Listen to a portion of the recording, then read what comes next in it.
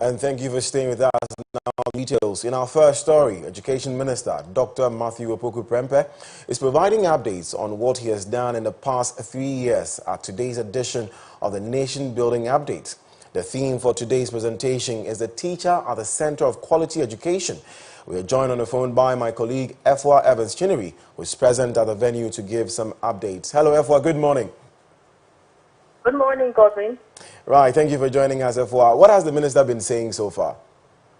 Well, Education Minister Matthew Opoku-Prempeh has been speaking about teacher-related interventions and how to ensure that the Ghanaian teacher is better off today than he or she was before. He says the MPP believes that the teacher is critical and central to quality education. Dr. Opoku-Prempeh touched on the MPP's manifesto promises for teachers and the fact that everything they are doing is to ensure that teaching becomes a profession of choice and that teachers upgrade themselves. He rubbished all promises made by the NDC's John Dramani Mahama on education. Here, he spoke about Mr. Mahama's remarks on free SHS and teacher trainee allowances.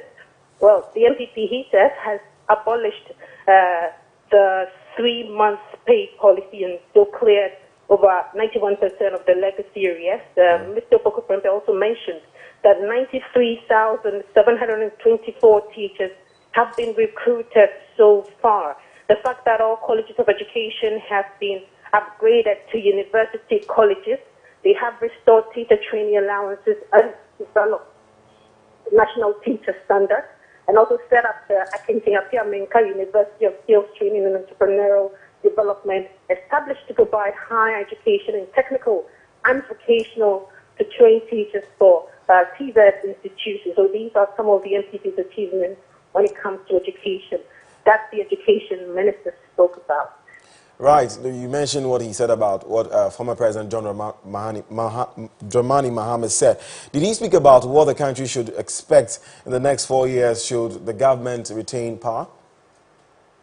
Well, he says Ghanaians must expect the best from the MPP when it teaching in the country, which means that more teachers will be employed and the MPP will need to put more allowances in the schools.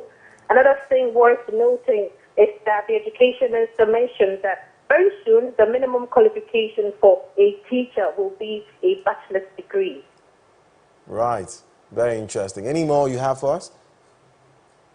Well, he went on to talk about better teacher development systems, 91% payments of legacy arrears, improved promotion system with an aptitude test, and no teacher union strike in 4 years are some of the MPP's achievements the minister mentioned during his speech.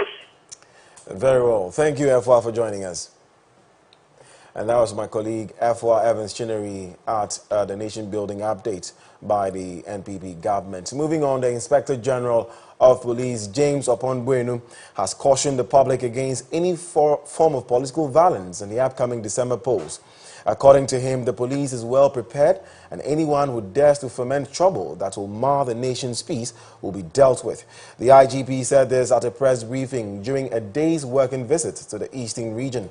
There is more in this report by our regional correspondent, Kweku Apenting, read by my colleague Enes Senanu Dovlo.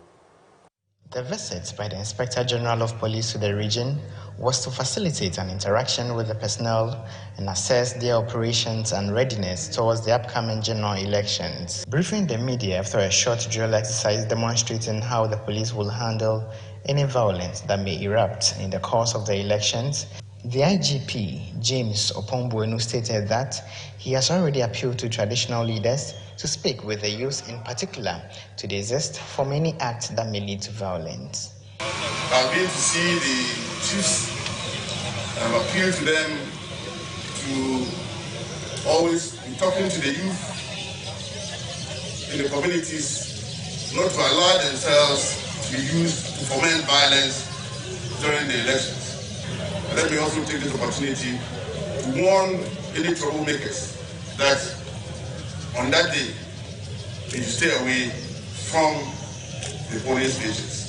Nobody should come there with any implement or any weapon. He also assured the public that the police will exhibit high level of professionalism in their dealings before, during, and after the elections, and warned the public to be disciplined during the electoral process to avoid having issues with the police. And the first take statement from the people who are involved, find out their side of the story. Mind you, under our laws, a person is deemed innocent until IGP James Opon Bueno. Now, the Deputy Eastern Regional Electoral Commissioner, Sirifi Young, has cautioned electoral officers not to accept any form of inducement from politicians to do their bidding during the elections. He indicated that accepting favors from politicians amounts to corruption punishable by law. According to him, the current EC system is robust and cannot be compromised, so there is no need taking any money from politicians with the intention of helping them win. Mr. Young gave the caution at a training workshop organized by the Eastern Regional Police Command on how the media can effectively report on crime and elections. So if you give me, and mind you, it is you and I who are going to be temporary court officers. You recruit Ghanaians. All those who recruit, they are what? Ghanaians. They are the same people who vote for certain candidates. But the problem is that I already know your political affiliation before I recruit you. And even if I recruit you, you are MPP, you are CPP. You can't cheat for MPP. You can't cheat for NDC.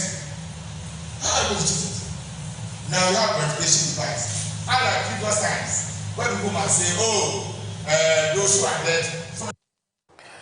MX24 News. Moving on now, it will be recalled that a Kumasi Circuit Court remanded NDC activist called Awudu Sule, aka Scorpion, and 2 others into police custody in connection with robbery investigations. The 3 were charged with conspiracy to commit robbery and robbery. They were part of 10 men whose arrest during a police raid in front of the office of Asawasi MP Muntaka Mubarak sparked porters from the NDC, who then besieged the Swami police station. At a press conference today, Asawasi MP Muntaka Mubarak said the arrest of Scorpion was politically motivated and unlawful. Suleimana is a very responsible person. He has 2 wives. He has about 8 children. He has 2 houses. One, his mother and other tenants are in. The other one, he and his 2 wives and other tenants. Can you imagine someone telling you a landlord is an armed robber? I mean, we find this very disturbing. But we surely have concerns. The concerns, one, is that Scorpion was with MPP until just recently, until 2019. And is a known informant to the police. For all these years, that is informant to the police. They knew he was an armed robber, and they were dealing with him as an informant.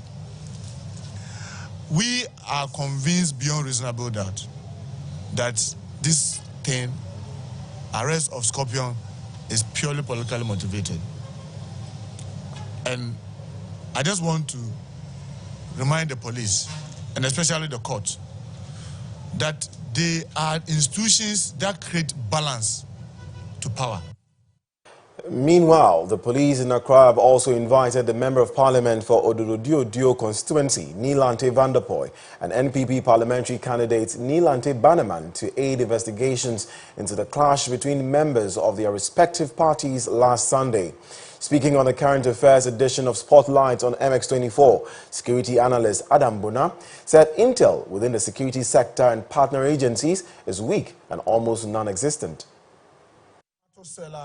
Or trader who goes to Navrongo to go buy tomatoes, on her way she gets robbed. So you're saying there are a lot of these things that fall off our radar because the high-profile ones are taking our attention.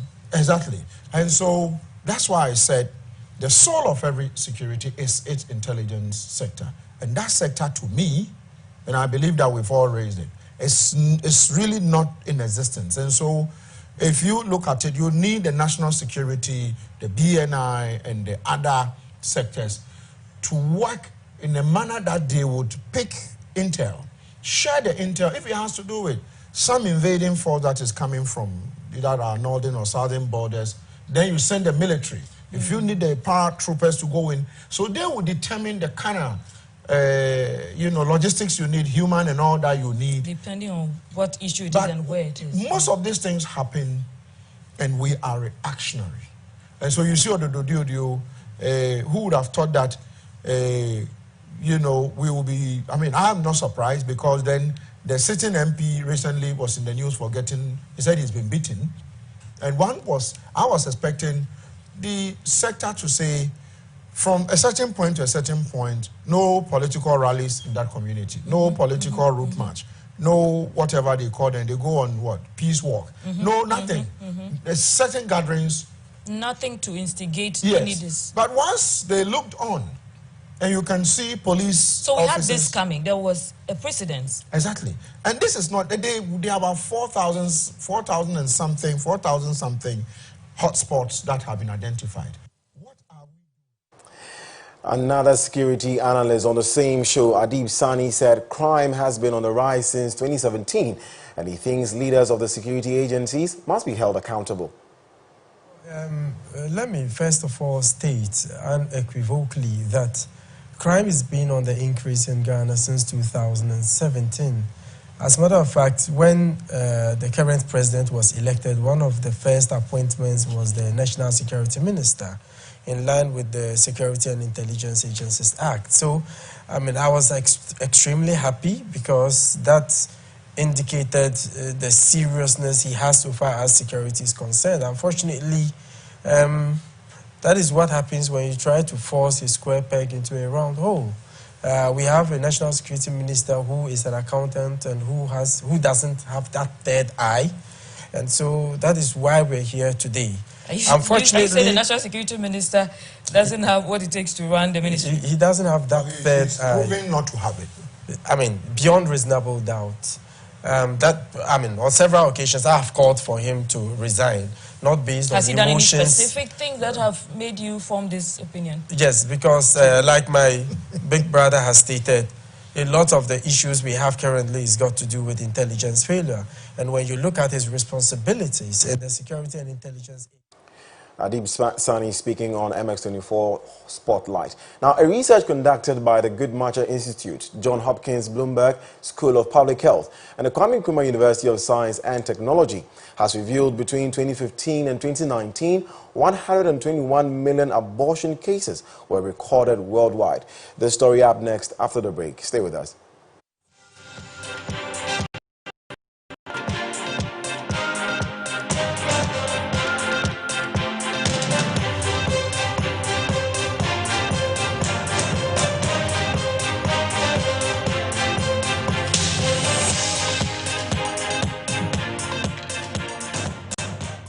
Hi, my name is Alamatu. Yes, these are both me. You see, before free SHS, my life could have taken two very different paths. The SHS path depended on how much money my parents had, what sacrifices they were willing to make, and whether they would send me or my little brother Issa to SHS. The other part is what would have become of me if there was no free SHS. But today, thanks to free SHS, my future is bright and promising. Congratulations, you have a name. He's a boy.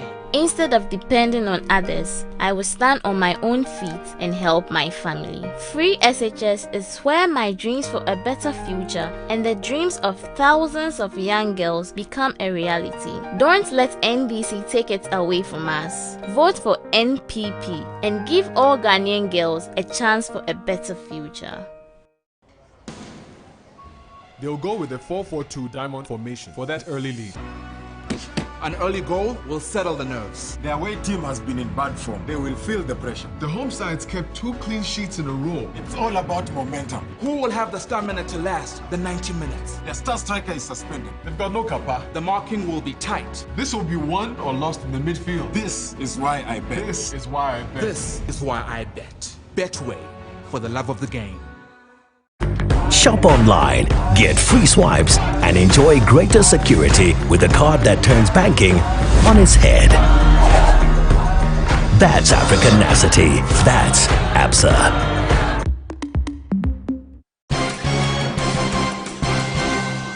Hello, viewers. I'm feeling very frustrated and bored in Sambulai. I'm very happy. If you don't understand, don't worry, because myself, I don't understand. In this addition, Vodafone Ghana has now made it possible to send money from Vodafone Cash to all network free.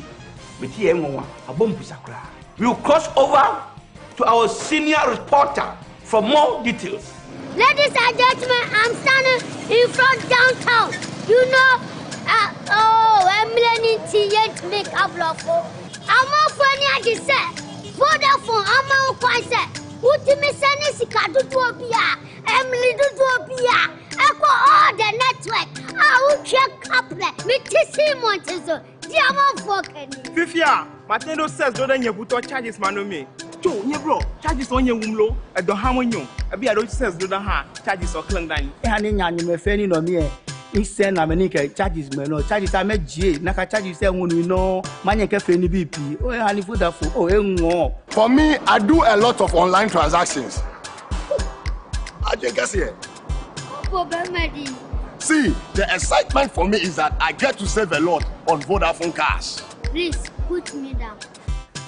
I'm so excited. I can now send money to all networks without any charges. Me ye jediniba. A bribia says me chia me juma e fokan. Sika me chia se charges no. E do so do. Nanso say dear. Me da Vodafone Cash. Sending money on Vodafone Cash to all networks is now free. Send any amount of money as many times as you like to all networks for free. Dial *110# now to send money. Any amount for Masumo. Studio 2. Put him in car. And yeah, Musomame. This is the red news. Apologize. The future is exciting. Ready?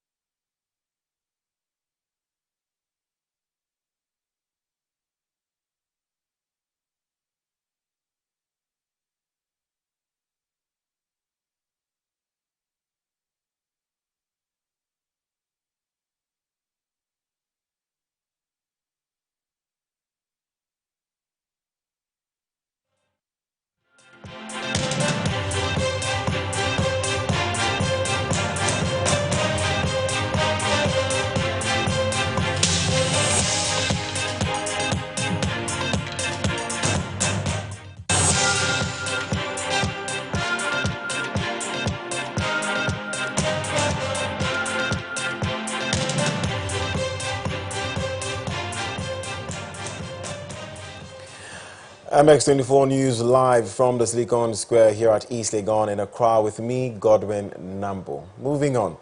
A research conducted by the Goodmatcher Institute, John Hopkins Bloomberg School of Public Health, and the Kwame Nkrumah University of Science and Technology has revealed between 2015 and 2019, 121 million abortion cases were recorded worldwide, representing 61% increase over that of the previous 5 years.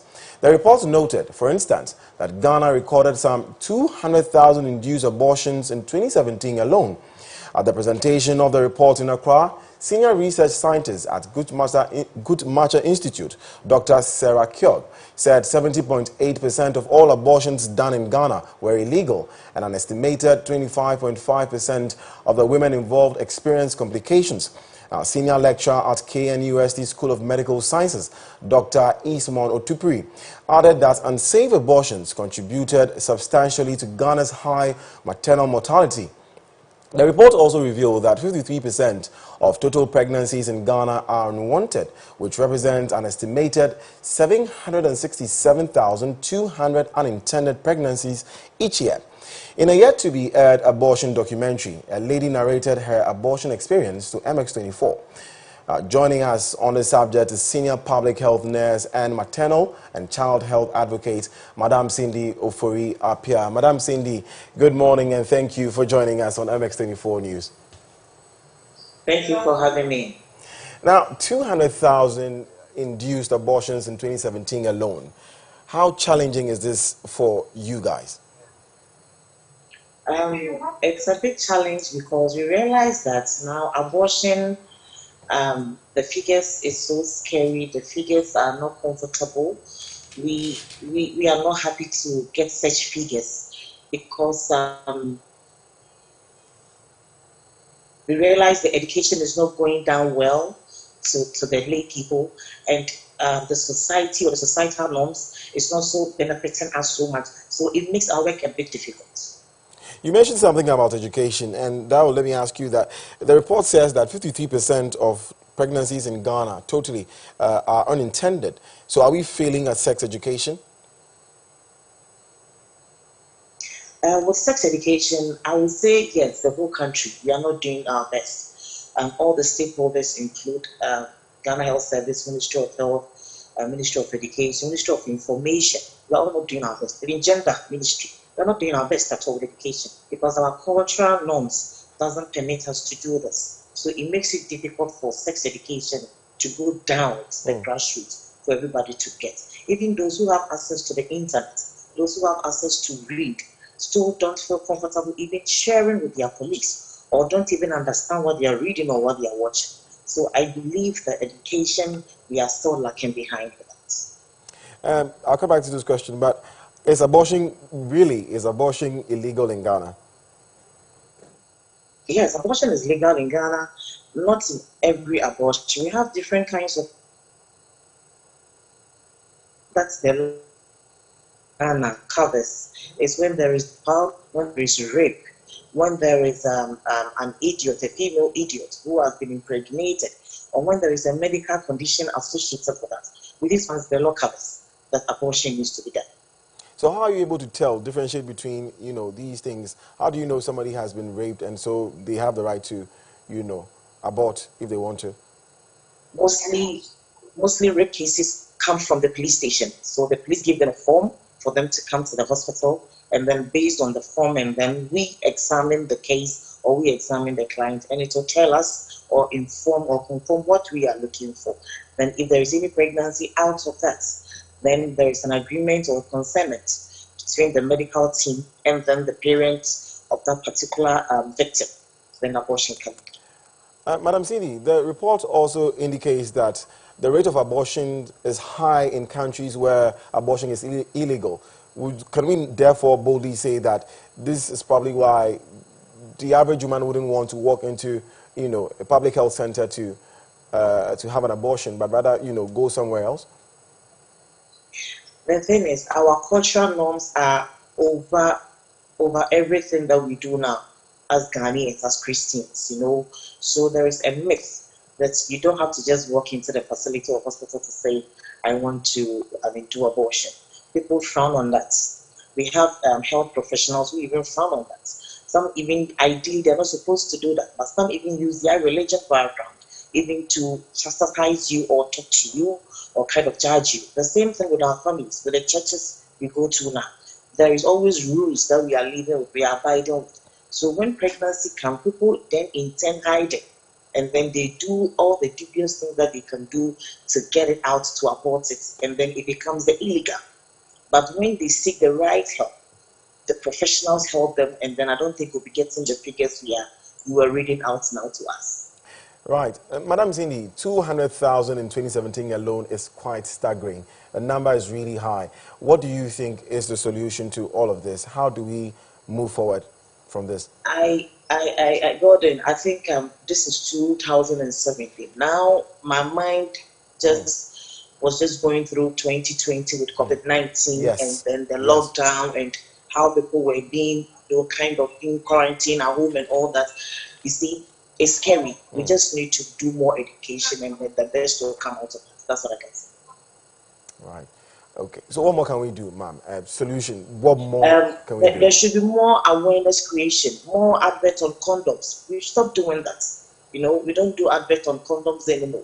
The advert should come there. That's the awareness creation. The media should come in to support. The family planning. People shun family planning. They believe family planning is not meant for them. When I have this issue, somebody complained this and that. We want to encourage everybody. Family planning is there. we want people to come in and do it, do family planning, protect yourself. If we do family planning, I don't think we'll be getting such figures. This kind of figures will not go high for Ghana because the unintended pregnancy is not something that, the English is the unintended. You didn't even plan and it just happened. But if you have family planning, any of the method protected, you are covered. Right. You are still covered and there's not going to be any pregnancy. So I believe and I strongly want every stakeholder out there, I mean the traditional rulers, the pastors, our family leaders, we should all come together to support and embrace. Because if not, the economic hardship and the kind of lifestyle the young ones are leading now, pregnancies, the figures will still go higher than 2017 figure you are telling me now. Madam Sini, thank you so much for joining us. We are grateful for your time. Thank you for having me. And that's Madam Cindy Oforiapia, who is a senior public health nurse, discussing abortion with me. Now, earlier, the lady spoke with my colleague, Jonas Eledi. Let's watch it. Emmanuel Ame is a senior obstetrician and gynecologist at the Greater Accra Regional Hospital.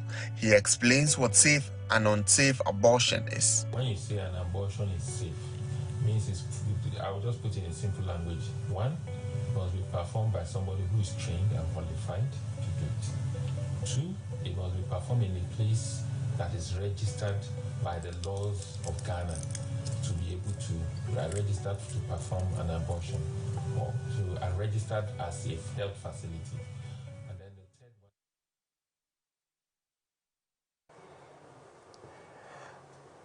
one. And that is not the lady, but we'll bring you that video later. Now, flag bearer of the new patriotic party, Nanado Dankwa Akufo-Addo, is on a working tour of the Greater Accra region as part of his campaign for re-election in the December polls. So far, he has visited Circle, Abosokai, Jamestown, Salaga Markets, Bukom Square, Okanshi, and Kokomemle. Additionally, President Akufo-Addo commissioned 100 buses for use by the State Transport Company, STC, inspected ongoing works at the site of the Obechabi-Lamte interchange, which is now 92% complete, interacted with spare parts dealers at Abosokai, inspected ongoing construction works at the Jamestown Fishing Harbour, addressed a debate of chiefs and people of the Ghana traditional area, interacted with traders at Okanshi and at Tiptoe Lane, and commissioned a classroom block at the Accra Technical Training Center, ATTC.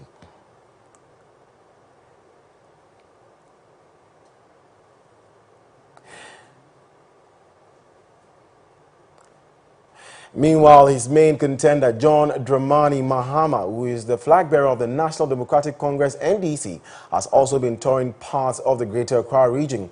On Wednesday, he made a stop at Ashaiman. Here is John Mahama speaking at the debate of Ashaiman Divisional Council and Tribal Chiefs. Else to prove when it comes to infrastructure. For me, my one regret is that I thought that construction and infrastructure and the natural growth of the economy will create the jobs that we want. But that won't happen, because you can grow the economy. If your people don't have skills to take the jobs that are being produced in the economy, they will not get jobs. Because our education system is producing people who are made for white-collar jobs. And that is why the next NDC government is going to enhance and expand free technical vocational education training. Bearer of the NDC, John Dramani Mahama, campaigning in Ashaiman. Well, that's just about it for MX24 Morning News. I'll be back with more tonight at 6:30 p.m. Do well to join us. See you. Good night. Good afternoon.